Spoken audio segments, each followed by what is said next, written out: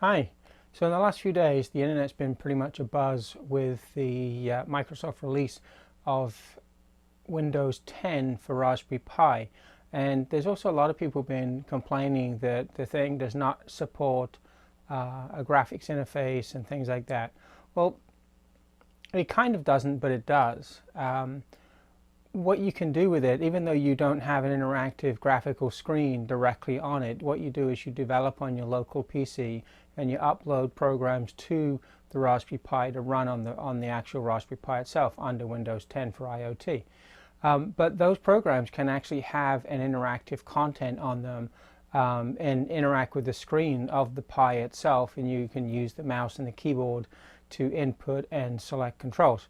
So there's a few nuances compared to older days as far as how you get the operating system up and running, and also how you get even an application uploaded to the Pi. I found over the last couple of days that Microsoft haven't quite got it right in some of the samples that they've put out, or whoever's putting them out anyway. Some of the ones I pulled down have not worked properly, and I figured out for a couple of them why that is, and managed to fix it. And the fix is relatively simple. So what I wanted to do is take you through quickly how to get the Raspberry Pi up and running with Windows 10, and also show you how to get an application done and uploaded to it. And what I'm going to do is actually have an application that reads an analog to digital converter on the SPI bus of the GPIO pins of the Raspberry Pi. So not only am I going to get a graphical display up on the HDMI output of the Pi, but it's also going to be well, I've set it for a half-second pole interval, but reading 8 channels of an analog to digital converter on the SPI bus that's hooked into it and plugged into a breadboard. So not too bad a feat, and considering this thing's only been out for a few days. I spent most of today figuring out a few things and getting to grips with my tablet on Windows 10 and stuff like that. So let's get to the very beginning and talk about how you get the OS onto the Pi in the first place. So in the past, you've been able to use some of the standard Win32 disk imager or the Windows 7 USB imager programs that have been around if you've been running Windows, or whatever the equivalent are in Linux. This time round, what Microsoft have done is they provided a new imaging tool to create the image for the Raspberry Pi to boot off of, and the normal tools that you've used in the past will not work, or at least not with the images that Microsoft have provided. Now there's a catch with this too, and that is that you have to have Windows 10 in order to even be able to run this tool, because it's actually part of Windows 10 and it doesn't come as a separate item. There may be a way to get the program out and onto Windows 8 or something like that, I don't know. But the easiest way to do this, though, is to download Windows 10 Technical Preview and install it as a virtual machine using either VirtualBox or Hyper-V or whatever your choice of virtual imaging application happens to be. Now in my case, I'm running a Macintosh MacBook Pro Retina that has plenty of RAM and plenty of hard drive space, and I'm using Parallels on there to run virtual images. So what I did was I loaded the Windows 10 Technical Preview onto my Mac as a VM, and I was able to create the image on a USB key from the downloads. So let me show you how I did that. Okay, first things first, this is my screen. It's the Windows 10 screen. All of my screens actually look the same because I'm running with a Microsoft account. So when I change a theme on one of my computers, it actually ripples through all of the rest. So you will see this same caricature kind of theme on all of my computers. It's not because they're running the same OS, it's just because it's replicating the themes. Anyway, what I used is this 32 gig Lexar USB 3 key to do the imaging for booting up and installing the Windows 10 software to start with. Okay, just had to switch computers there. I had an issue with the battery going flat on my MacBook Pro. So I've just switched it to the tablet, which I have full Windows 10 technical preview loaded on it, no VMs or anything like that. The process is exactly the same, of course. So what I've done is I've brought up a DOS box here running in administration mode, and I'm going to zoom into it so you can see what I'm doing. There we go. Now again, same thing, we run disk part and list disk, and what it's showing me now is I've got the 238 gigabyte primary drive, and I've got a 3.768 megabyte SD card. Now in this case it's not in a carrier, it's just plugged into the socket on the back of the tablet here. So again, though, it's disk 1, which is the disk of interest to us, and the command that we need to run is the disk m etc, which I mentioned just before. So I'm just gonna copy that from a notepad that I had and paste it in. Still in disk part, we've got to exit first. So we've got dism.exe/apply image /image file is flash.ffu apply drive physical drive n, which we have to change to the correct drive. We also just need to verify where the image is on here. So just pasting it onto the C root so that it's in the same place as I had it on the other computer. It's easier to find and doesn't have much typing. I actually had it in the downloads folders inside a zip file, so this makes it easier.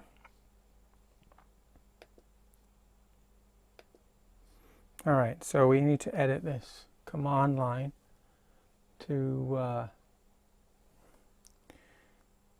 tell it that it's drive 1. And also that the image file is on c://flash.ffu, and that is it. So that's what we're going to do. Press enter, and it should then start writing the disk image without an issue. Okay, I guess the SD card that I was using here is a 4 gig one, and I've just switched it for an 8 gig one, and it's now going quite happily. So perhaps it's just because it was a bit too small. The first time I did this, it was with an 8 gig card as well, and I know that the Windows image is probably needing slightly bigger than 4 gig for the image, even though it shouldn't be. I'll have to look into that. It's either that or it's a faulty SD card, which it's possible as well. Anyway, I just put a different SD card in there and it's going fine. So probably the MacBook Pro would have been okay the first time through as well. So I'm glad that it's not that. Anyway, as you can see, it writes it reasonably quickly here. It's just going to plow through there. And once it's done, it'll be ready to drop into a Raspberry Pi. So while we're waiting for that to happen, I will grab one. Okay, that's completed, so let's pull out the SD card, plug it into the Raspberry Pi and show you the startup. Okay, I plugged the network cable into the Raspberry Pi, and I've plugged a HDMI cable into this monitor over here. So let's just power this up so you can see the startup. But let's just do the initial power up here. So I've just plugged it in, and we'll see what we get. It should start up quite happily. So there's a Windows logo, so that's a good sign.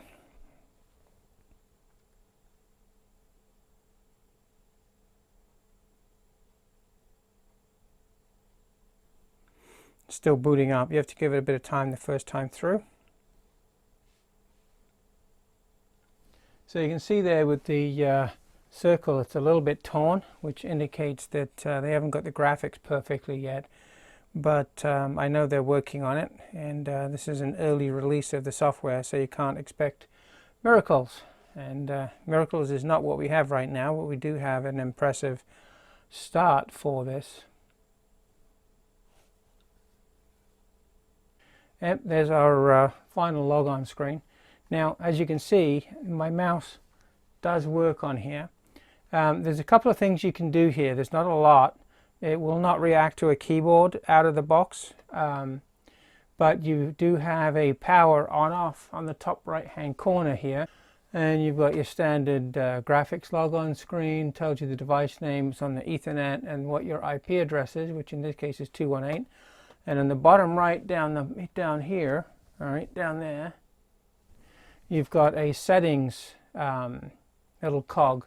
And what you can do here is you can actually set your time zone, which is, in my case, -5. So that's up a little bit. Eastern Time, US and Canada.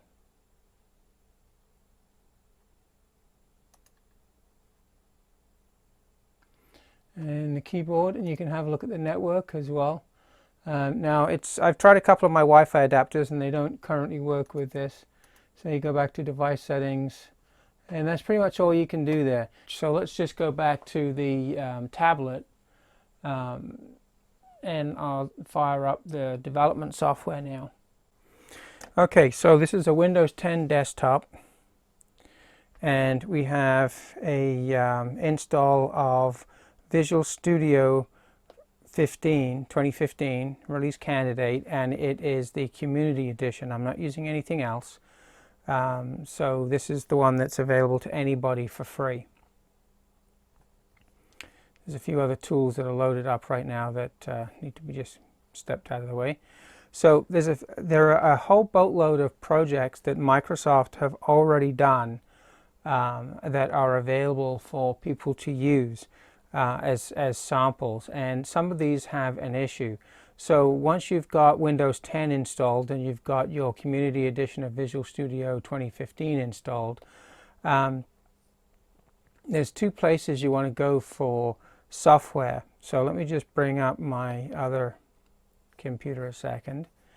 They have a massive repository now on GitHub, which makes it very nice to be able to get your software and bring it all down at once to your computer.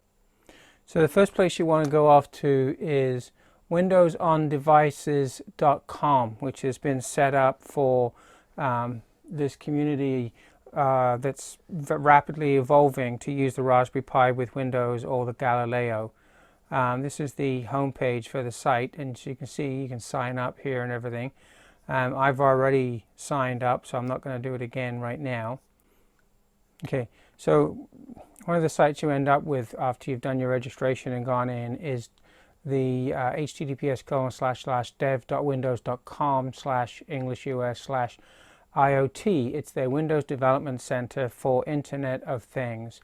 And what they have here are links to a whole pile of different projects, and also information on how to try the samples, demonstrations, integrating with hardware, with network services, etc., etc.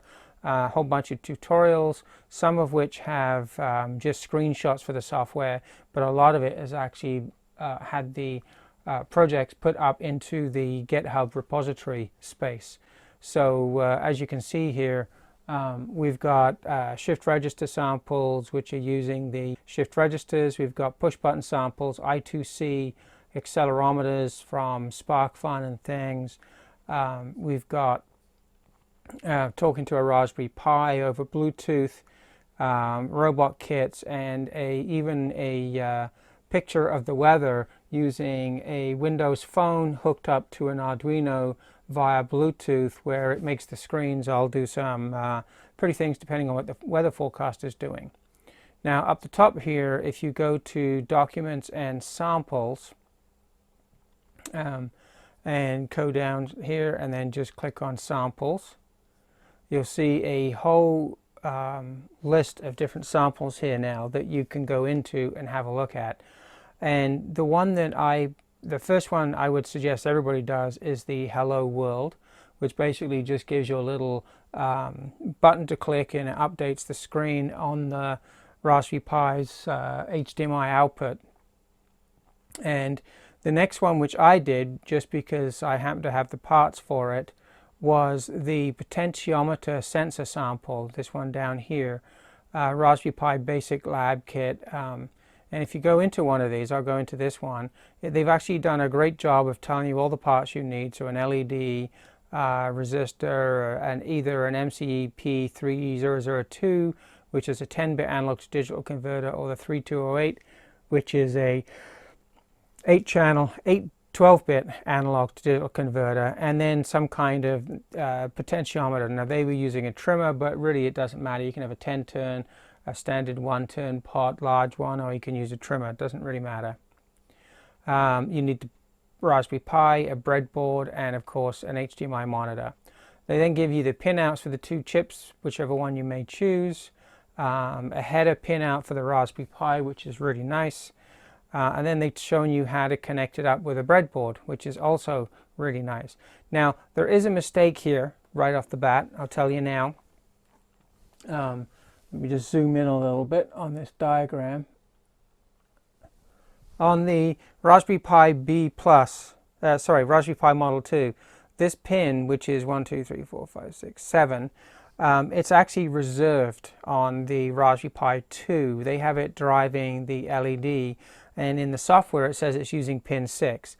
And pin 6 is actually 5 up from this edge. So 1, 2, 3, 4, 5. It's in between here. It's actually not what it claims to be. So you have to watch out for that. And I think in my one of my screens here, I actually did a video to correct that. So I'm going to post that diagram.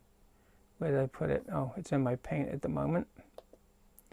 All right, so I've corrected this diagram so that I can show you the error. All right, so this is the same whether it is the 10-bit converter or the 12-bit converter. It makes no difference. But instead of being connected up here, this wire needs to be connected down here. So right, so on a Raspberry Pi 2, it's 1, 2, 3, 4, 5 pins up. And if you look at the pinout that we were looking at before, you'll see that it is, if I go back to here, it says it's pin 6, and if you look at this, it actually tells you that pin 6 is right there. All right, pin 31 is GPIO 6, and that's the one the software is using to turn the LED on and off. We'll look more about that when we're looking at the software in a second. But yeah, you got to wire it differently to what these diagrams say. I will post the updated picture though into the forum. The Raspberry Pi runs on 3.3 volts. These devices run on 5 volts. Shouldn't be any harm. The devices will quite happily work with 3.3 volt communications and talk back to the Pi without any damage. So this is a diagram I used because I was using an MCP 3208. Now, when I come down here and we look at the code, it's giving you some code examples here, but all this code is also available on GitHub. So you can either choose to key it in yourself, or you can pull it down from GitHub and try it out. Okay, so Element 14 already has an active Windows 10 IoT thread started up, so please head over there as well. That's element14.com, and if you just type in Windows 10 IoT, you'll probably find it. But I'll also put in a link as well to help you out. Now, the other thing I want to show you is the GitHub repository. So let me just get rid of this diagram for a second. There are 2 of them, and I'll also put the links in for that as well.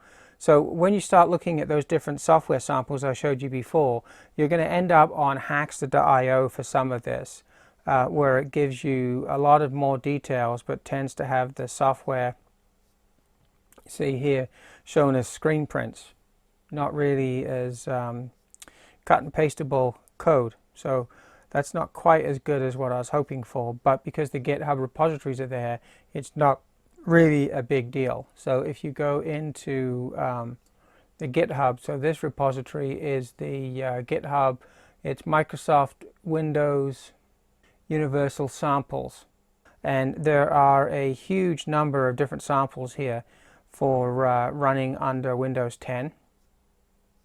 And the other one, which I find more practically useful, is github.com/ms-iot/samples.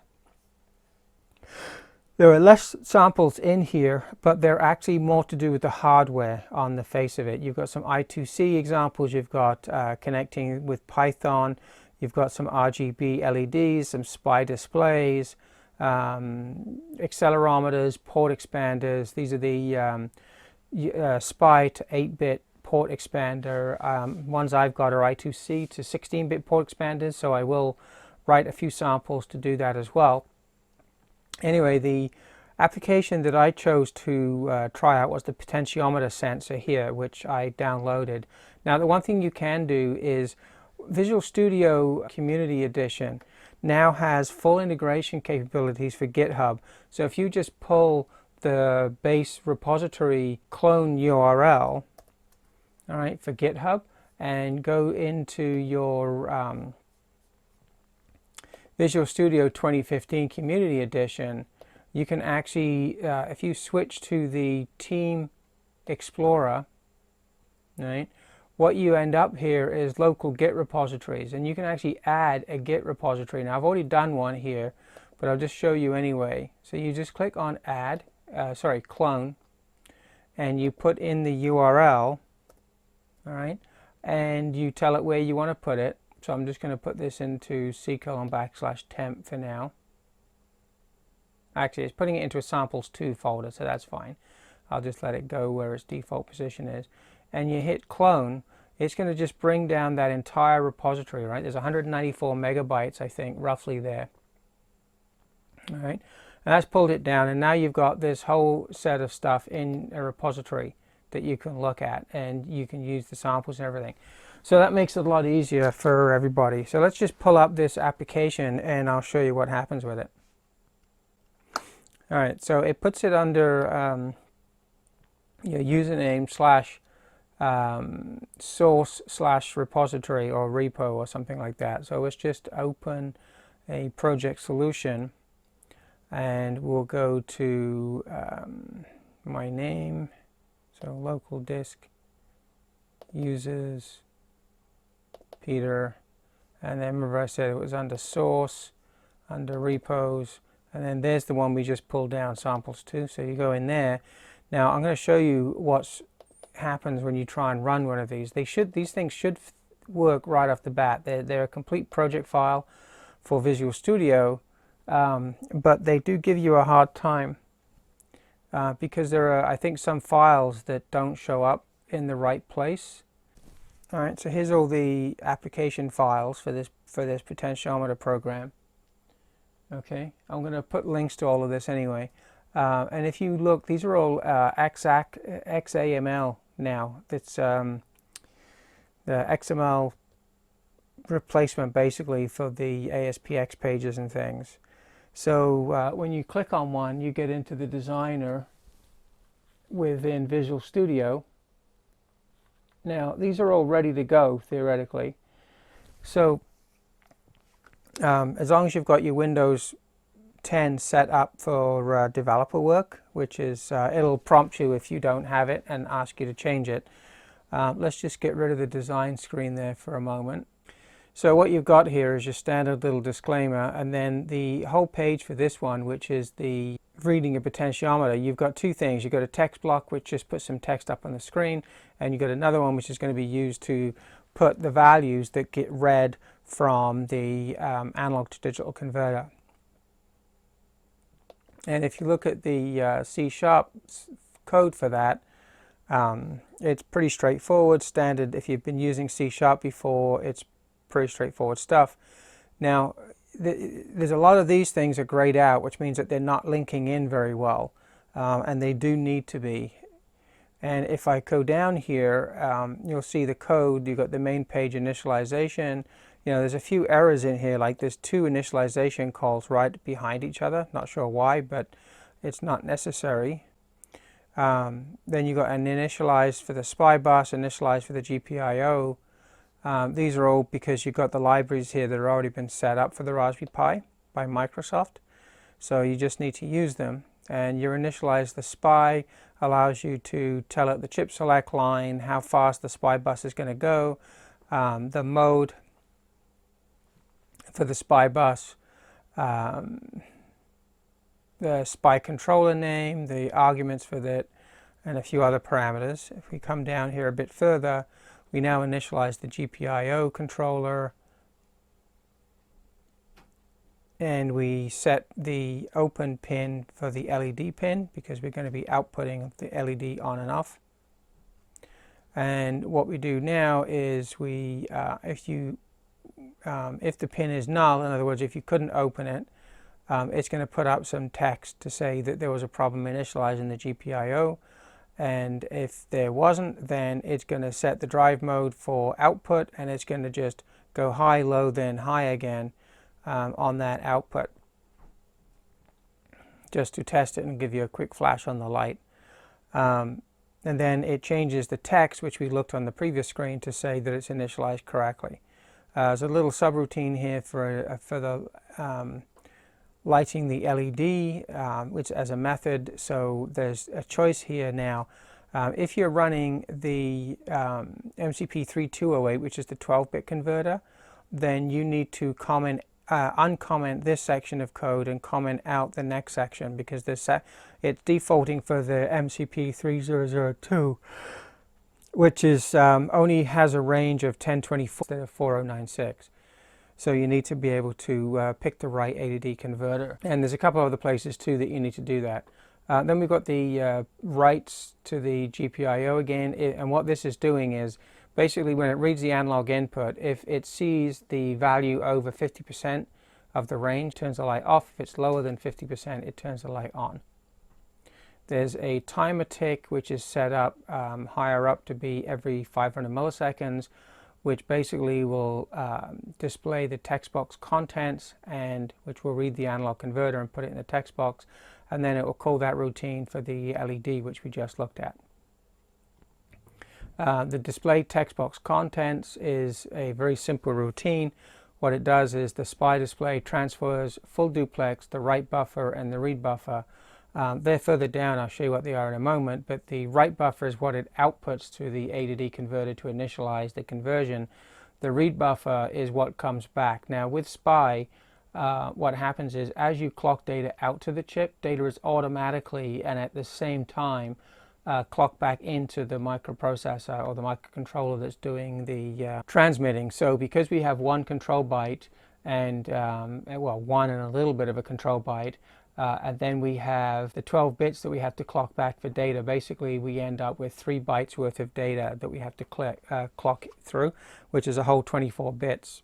And you'll see when we look at the buffers that you'll have them set to 3 bytes each. Another routine converts the red value into an integer from the 3-byte array data. So that's fairly standard stuff. Then we've got some private variables.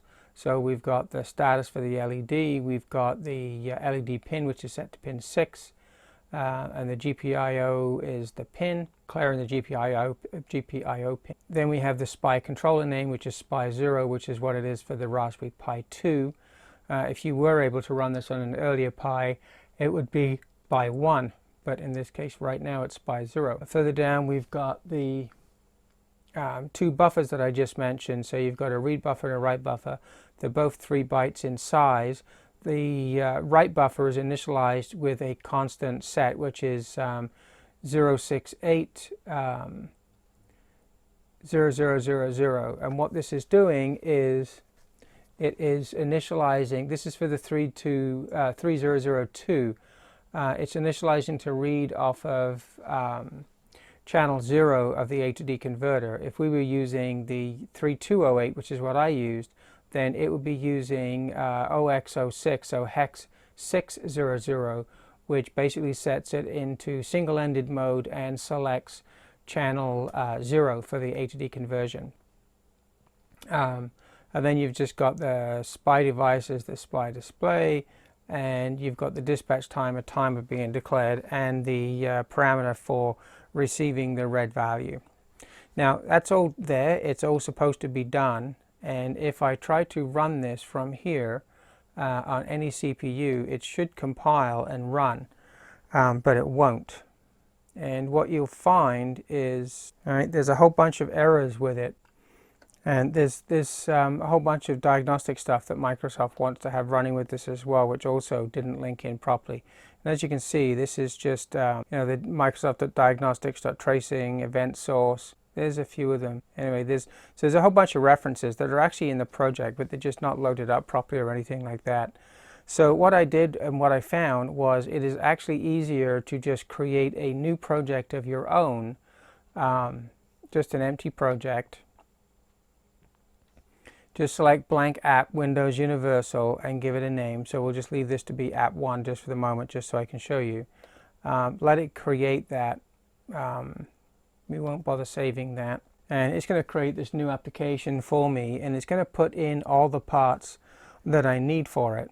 Now, if what you do here is if you make the name of the project you create yourself exactly the same as the one that came in from GitHub, then what you'll be able to do is copy the main application page and just literally paste it in. The rest of it doesn't need to be changed at all. And what I found in the 2 examples I've done is that worked perfectly well, and it was very easy to do. So basically I would have what you now see here, which is the empty shell. The actual app example.cs you don't need to touch, so just close that. The only one you really need to play with is the main page.example, which right now, this is now an empty page because there's nothing put in here. And as you can see, the designer even comes up properly now, all right, because it's been done here. And if we look at the page here, just scroll that up, you can see the basic things right there are the same, but we don't have the code from the previous one. So what I did was I just opened up the exact same page, main page.xaml, and I copied the contents and I pasted it into here. I then opened the main page.xaml.cs and did exactly the same thing for the code behind. And then when I recompiled it, it worked just fine. And even with this, if I just hit compile on here, I know there's nothing that I've added, so it's really an empty screen. But it will actually now compile and run an emulator, which is what it's about to do. All right, so it's now brought up an emulator in debug mode. Because I don't have a particular device selected, it's just doing this. Now, if I actually pick an ARM device, and if you remember, my Raspberry Pi's address is 1.218. So if I now change this, instead of being x86 as the type, if I set it to ARM, right now I don't have an emulator, so it's not going to be able to do it locally. So it'll probably give me an error, which is done. It'll let me install a phone emulator if I want, but I'm not going to do that right now. What I want to do is show you how to connect your device up for your Raspberry Pi. So if you click on the device and select remote machine right next to the run, and here one of the mistakes I made initially, which will probably catch you a couple of times, is you don't want to use Windows authentication. You need to turn that off for this to work properly. Put in the IP address of your Raspberry Pi, 192.168.1. And in this case it's 218. Right? And then you just click on select, and that should just go away and it'd be perfectly happy if everything is okay. Now if I now click run on here, I'm going to show you on this side first. It's going to compile this, and then it's going to upload it to the Raspberry Pi, and there shouldn't be any errors this time. All right, so that empty program is 17 megabytes. It's quite big, but that's fairly typical for Microsoft. Now if I switch this to the, well, let me leave it there, and then I'll do it again when I set it up looking at the Raspberry Pi screen. It's pulling in some missing frameworks right now that weren't there. That's one of the nice things about the new Community Edition of Visual Studio, is it will pull in extra frameworks where it can if they don't have them all available at the time you compile. So you just have to give it a few minutes. All right, so that's done, and the computer screen on the Raspberry Pi now has just changed as it's executing the application that I gave it, which of course is empty. So let me just stop this from running. I'll just hit the stop here, and then I'll change the camera to look at the Raspberry Pi screen. Okay, that's stopped. So let's just go up to the Raspberry Pi screen. And you can see there right now it's not doing anything. And I'm going to run this again now, and you'll see it will come up a little bit quicker this time. So just clicked on Run, and it's immediately brought up the Windows logo as it's starting the application.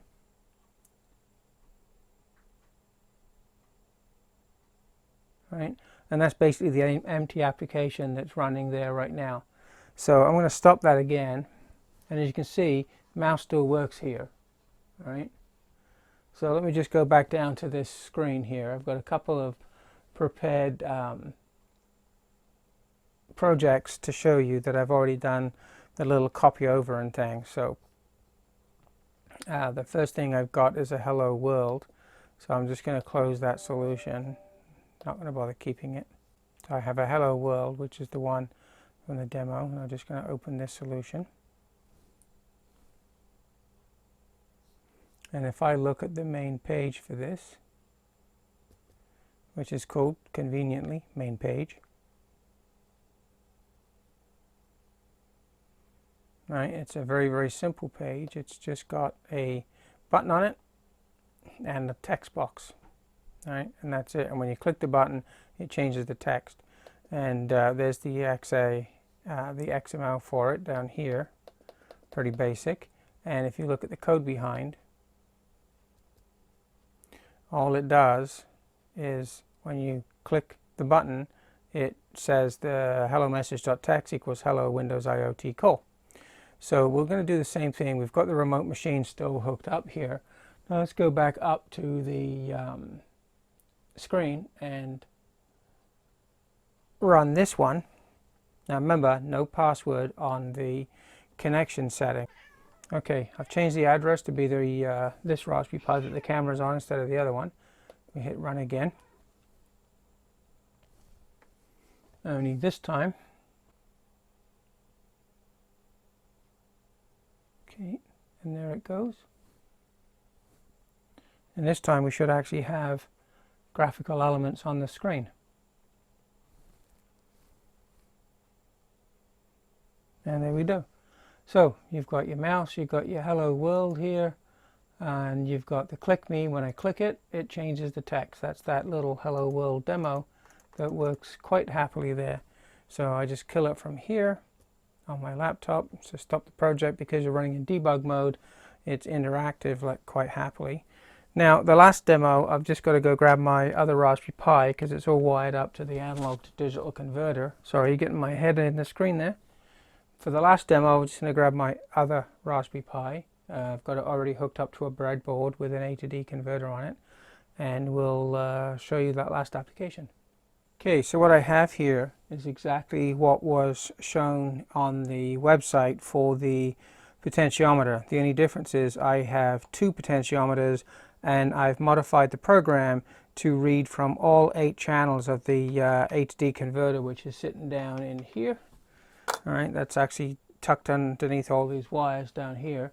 I got the Raspberry Pi over here. The only difference is I've got these extra wires on it here, connecting to the SPI bus and taking power. And again, remember I mentioned this extra wire for the LED. I have got an LED on here, right here, which is hooked up and will turn on when the voltages go below a certain threshold on analog 0 only. All right, you could do a lot more lights, of course, but just for this demo, I've just done the one. So let's get up to the computer screen here, and I'll quickly show you the application. Again, I will, because I've modified this one heavily, I'm going to post the code and everything up onto the Element 14 website, and also to my own website at the end of the day. It'll go up on Element 14 first, and now of course I'll provide all the links to it.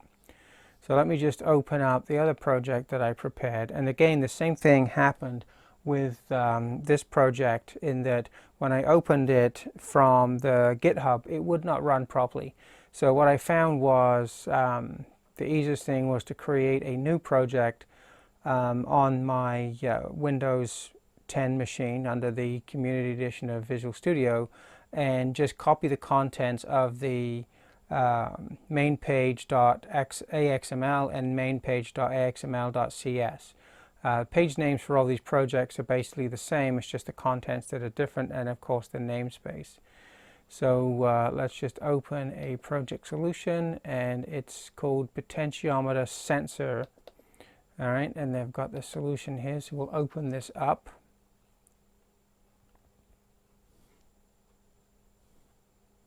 I'm just going to zoom into the main code area of the page so that you can see it easier once I bring it up. The solution view on the right hand side is exactly the same as the other ones have been up to now, where you've got it's the exact same structure, and all the code is put into main page.xaml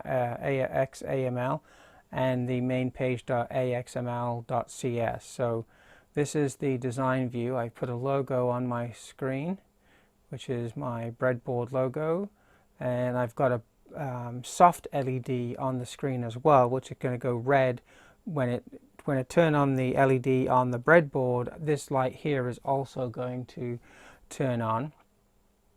I've added a text box for every single A to D channel on here, and I've got this little same text message which tells me that the GPIO has been initialized. I've also quite heavily modified the code behind. Let me just bring it up so that you can see. Sorry, yes, the code, the XML.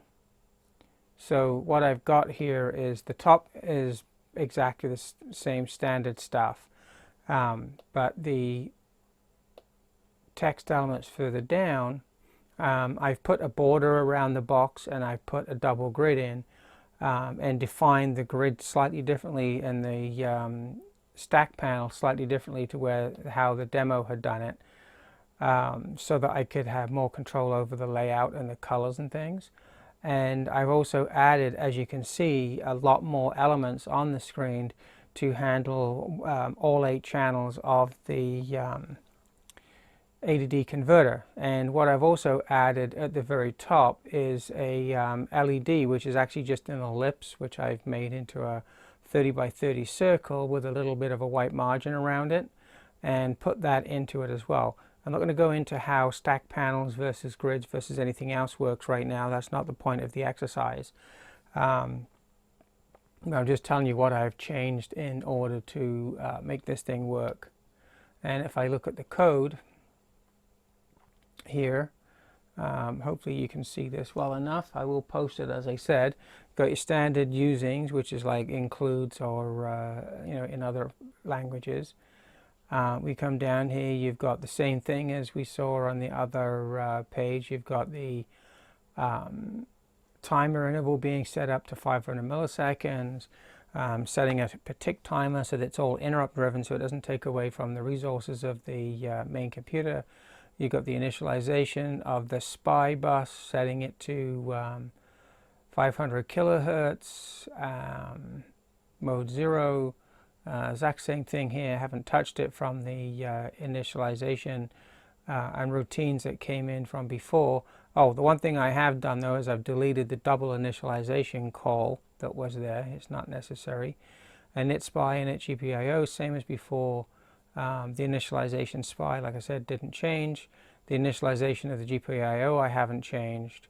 The LED, I've added the led.fill command, which actually changes the fill color of the LED that's on the screen, not the real LED that's physically plugged into the breadboard. So that's the soft LED that's doing. The pin.write is the turning the real LED on the GPIO on and off. And again, I've uncommented the area for the MCP 3208 and commented out the MCP 3002 because I'm using a 3208. Here I've extended the program now, and because I'm actually having to change more than 1 byte of the buffer that I'm writing, then I've included a lot more commands for controlling it. So when I start off, I set the 0600 for the first and second byte.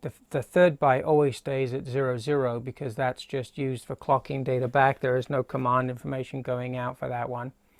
So what I'm doing is for channel 0, I output 060000. I do a display transfer where I write those 3 bytes out and I read in the analog value. I then convert that read analog value into an integer and stick it into res 0. Now I change the second byte of the transmit buffer to a 40. The top 2 bits of the second byte written out are the ones used to, along with the least significant bit of the high order byte sent out. Those 3 bits together are used to select the channel that you're reading from. So you have to basically use 40, 80, C0 as the 3 and 00, of course, in that second byte in order to select the different channels, not 0, 1, 2, 3, 4, 5, 6, 7. For more details, just have a look at the data sheet and you'll see what I'm talking about there. So anyway, what this is doing is just basically manipulating the values of those 2 buffer settings and repeatedly outputting it out to the buffers again to trigger the read. And I read the values back into those temporary registers. And then at the end here, I basically take each of those res values and output it to the screen element text holders. And that's really the only change I've done there. The convert to int is exactly the same. The LED status is the same. I did add in the extra variables for the other red values in the bottom here. And I added the declarations for the 2 brush colors for the screen as well. And now if I run this, it's going to compile. So I'll just stop this. We'll change it to be remote machine, and we'll start that compiling while I adjust the camera to the other screen. So if you remember, I've got the 2 potentiometers, the LED, and a few other things all hooked up. And there it is, firing up nicely. So that's the full screen you're looking at there. So let me just zoom into the active area so that you can see the work that was done. Slightly skew because of the angle of the screen, sorry about that. I can't screen capture because it's running on the Raspberry Pi under this new Windows operating system. So anyway, right now the light is on. All the analog values are floating around except for the first 2, because there's actually nothing connected to them, so they're just picking up all sorts of noise and other things. But if I take the one that's connected to channel 0, which is this one right here at the top, you'll see as I crank it down, sorry, that's the one that's connected to channel 1, wrong one. As I crank it down, it's at 0, which is reading 2, so that's pretty much 0. And at max value, when I go up, it'll go all the way to 4095. And notice that the light went off on the screen. So if I come down to about 50%, which should be about 2048-ish, there, the light will come on, off, on. All right. I'll show you that on the breadboard in a moment as well, and adjust the other analog to digital converter, and you can see I can independently control that one. As I say, the rest of them from channel 2 right through to channel 7, they're just floating around because I've got nothing whatsoever connected to the pins, so they're just drifting up and down. Only the first 2 actually have anything connected to them. All right, go up too high, it goes off. So let me just bring the camera down. So that's it working up there, a treat. If I bring it back down now to the board here, and I'll show you on here what I was doing. So we've got the LED on the end here, and if I just adjust this potentiometer, right, going up, which made no difference, I come down and the light comes on and off, on and off. And the one on the screen was the soft version of that LED port going on, LED on that GPIO pin going on and off. Of course, they're only linked because of the way the software is written. They're not physically linked in any way. But anyway, that pretty much covers it. So that's two applications, Hello World with an interactive screen with taking a mouse click, and also here is using a very straightforward program to read 8 analog inputs into the Raspberry Pi and display them up on the screen. Now, of course, once you've got them into the Raspberry Pi, you can code that to be graphs, gauges, anything you like that you can get up and running in there under XAML. I haven't had too much experience with it yet, so I'm just keeping to the basics, but I will now go on and experiment with some button controls and maybe a keypad. I don't know whether the software yet will support a SPI-based touchscreen.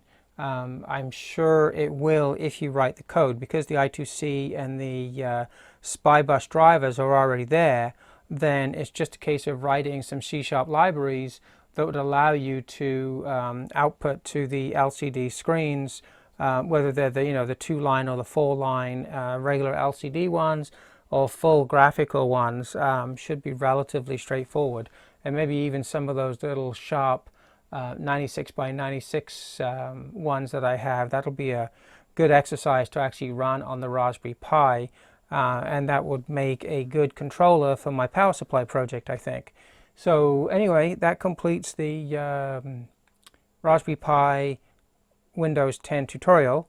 I hope you like it. If you do, give me a thumbs up or a like or wherever, and I'll get to producing some more of these. So there you go. Relatively painless. I know there was a couple of teething issues earlier on with my laptop and things, running out of battery space, and of course the Windows one, I think what it was doing was also I hadn't had it on for a couple of days, so it's probably in the process of pulling a huge amount of updates down from the internet as well for it, which was making it rather sluggish. I didn't give it too much RAM or anything, but as you can see on my Microsoft Surface Pro 3, Windows 10 is working just quite happily, and the Visual Studio Community Edition is all you need to be able to write the programs for your Raspberry Pi. So let's see what you can do. Anyway, till next time.